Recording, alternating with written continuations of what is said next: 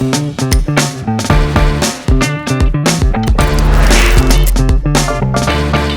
and welcome to the latest edition of Cicero Unplugged. I'm here with Simon Fitzpatrick. This week marks 1 year since Keir Starmer was elected as Prime Minister on a big majority. We're going to discuss what that year has looked like, and we're going to look ahead to next year and beyond. Brief reflections on the past year, Simon. What do you think? I think you'd have to say that it's not been the first year in office Labour would have wanted. It's really been quite challenging for them to keep control of the narrative. I think they've not had a clear enough story to tell about what they want to achieve.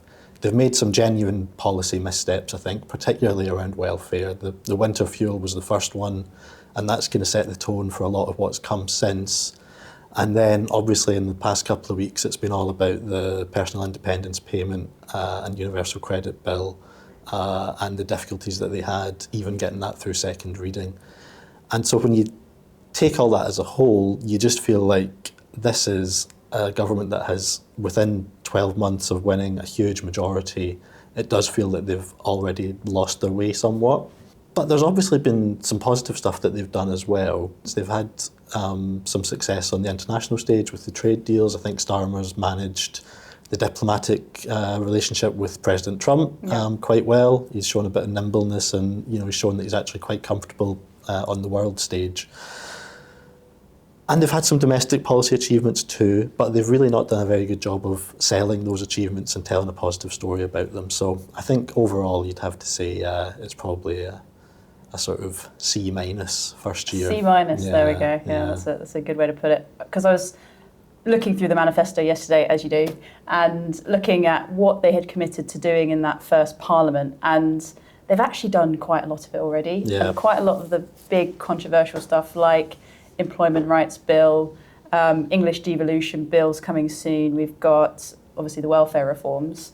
So if you're being really positive about this Starmer government, you could argue that they're getting all of the hard stuff out of the way, and perhaps the next 3 to 4 years could be positive and proactive and try and fix those wrongs. But do you think the public's made up their mind? Listen, I think back to the coalition era. Your friends, the Lib Dems, never really recovered from the tuition fees decision, which was taken within the first sort of 6 months in office. You don't always know what's going to really sort of stick in the public consciousness and what isn't. I suspect a lot depends on what happens next. Yeah. So we are entering summer recess very soon. We'll soon be in party conference season, followed by an autumn budget. So some big ticket items coming up, which could define the next year for Starmer and for Reeves. What do you think? What do you think?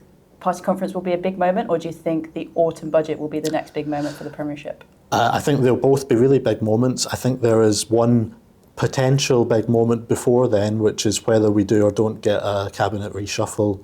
I'm probably not convinced myself that there's going to be a reshuffle. Famous last words. I mean, there'll be one tomorrow, now that I've said that. I do wonder if the threat of a reshuffle is more useful to Starmer at this stage than the reality of doing one. He obviously, after the welfare rebellion, needs to reimpose discipline. But Lizzy, you mentioned earlier, the other two big moments coming up in the autumn are obviously party conference season and then the autumn budget later this year.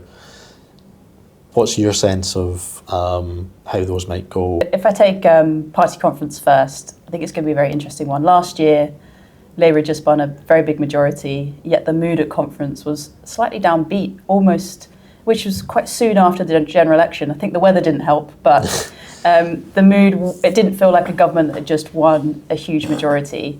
And I fear that the next conference will probably be quite similar, but there will be so much more interest in party discipline.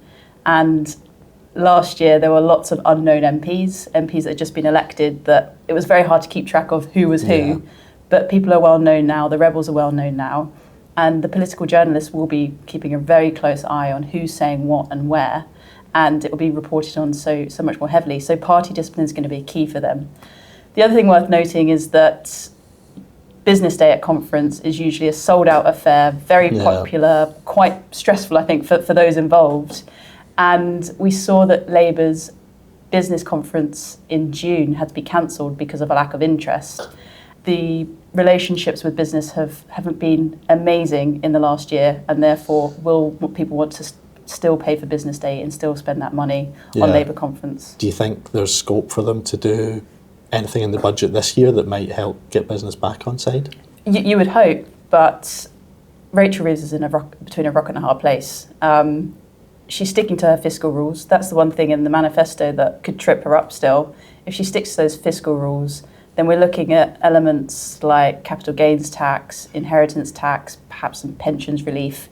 But in terms of business taxation, we've had the business taxation roadmap.